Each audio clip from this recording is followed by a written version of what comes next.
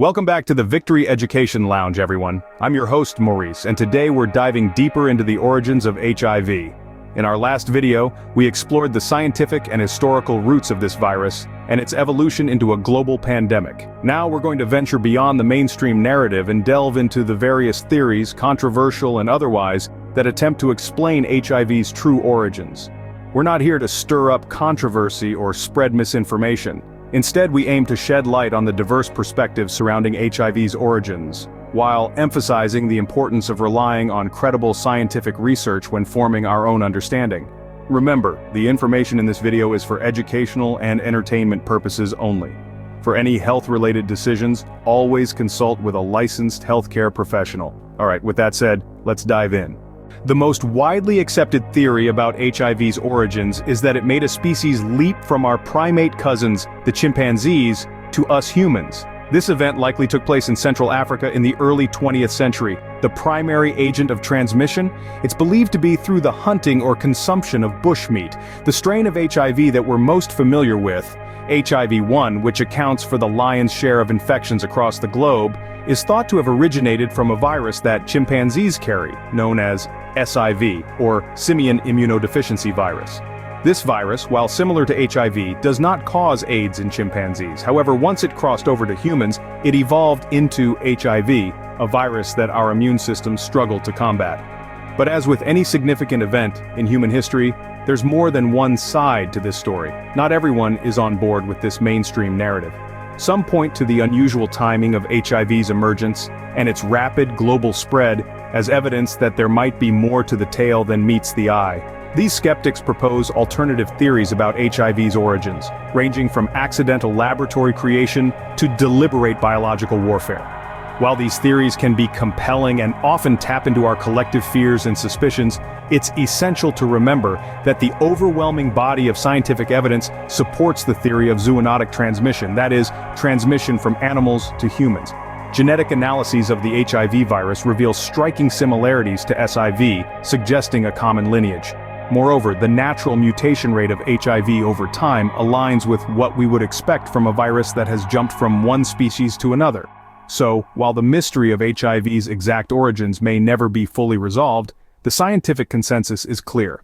HIV most likely emerged from a complex interplay of ecological, evolutionary, and social factors in Central Africa. And yet, the unusual timing and rapid spread of HIV continue to fuel alternative theories, suggesting that there might be more to the story than what mainstream science proposes. One of the most widely circulated alternative theories is that HIV was either accidentally or intentionally created in a laboratory. This notion has captured imaginations worldwide, with some asserting that the virus was concocted as a sinister tool of biological warfare. According to proponents of this theory, clandestine organizations or even governments engineered the virus to control populations or target specific groups. The theory took root in the early days of the AIDS epidemic, when the virus seemed to disproportionately affect the LGBTQ+ community and communities of color. The initial lack of response to the epidemic fueled suspicions of a sinister origin. To understand why this theory gained traction, it's important to consider the climate of fear and uncertainty that marked the early years of the HIV/AIDS epidemic. The sudden emergence of a deadly, poorly understood disease naturally led to speculation and conspiracy theories. It's also worth noting that this theory has been popularized in part due to the distrust in scientific institutions and governments. This mistrust has been fueled by historical instances where unethical experiments were conducted on humans, such as the Tuskegee syphilis study. However, it's crucial to separate fact from speculation. While this theory might seem compelling to some, the overwhelming consensus within the scientific community is that there is no credible evidence to support the idea that HIV was man-made. Genetic analyses of the virus show a striking similarity between HIV and SIV, the simian immunodeficiency virus found in primates. The natural mutation and evolution of the virus over time also align with what we would expect from a virus that has made the leap from animals to humans, not something cooked up in a lab. In conclusion, while the laboratory origin theory might make for an intriguing plot in a science fiction novel, it doesn't hold up under scientific scrutiny. The consensus is clear: HIV is not a man-made virus. There is no credible evidence that HIV was man-made. Another controversial theory that has sparked debate is the idea that HIV originated from contaminated polio vaccines. This theory, known as the polio vaccine theory, emerged in the late 20th century and quickly gained traction. It's a theory that suggests a catastrophic error in medical history led to the HIV pandemic we are all too familiar with today. The theory goes something like this. In the late 50s, an experimental polio vaccine was administered to over 1 million people in the Belgian Congo, Rwanda, and Burundi. This vaccine, the theory suggests, was grown in the kidneys of chimpanzees that were unknowingly infected with SIV, a virus closely related to HIV. As a result, the vaccine became contaminated with SIV, and when administered to humans, it sparked the mutation of SIV into HIV and its subsequent spread. This idea was largely popularized by a British writer named Edward Hooper in his book, The River. Hooper spent over a decade researching the origins of HIV and AIDS, and his work has been influential in spreading this theory. His hypothesis was compelling and alarming, capturing public attention and raising serious questions about the safety of vaccine production. However, despite the publicity and the intrigue, the polio vaccine theory is not supported by the majority of the scientific community.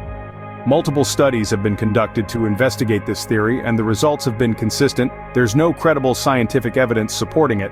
Stored samples of the polio vaccine in question have been tested, and none have been found to contain SIV or HIV. Furthermore, genetic analyses of HIV have shown that the virus began its spread in humans long before the late 50s, debunking the timeline proposed by the polio vaccine theory. Again, while it's important to investigate all possibilities, the evidence points away from this theory. The scientific consensus remains that HIV originated from a cross-species transmission of SIV from chimpanzees to humans. Then we have what some call the HIV deniers, people who believe that HIV does not even cause AIDS at all. This theory emerged in the midst of the AIDS crisis in the 1980s and 1990s, a time when fear, confusion, and misinformation were rampant.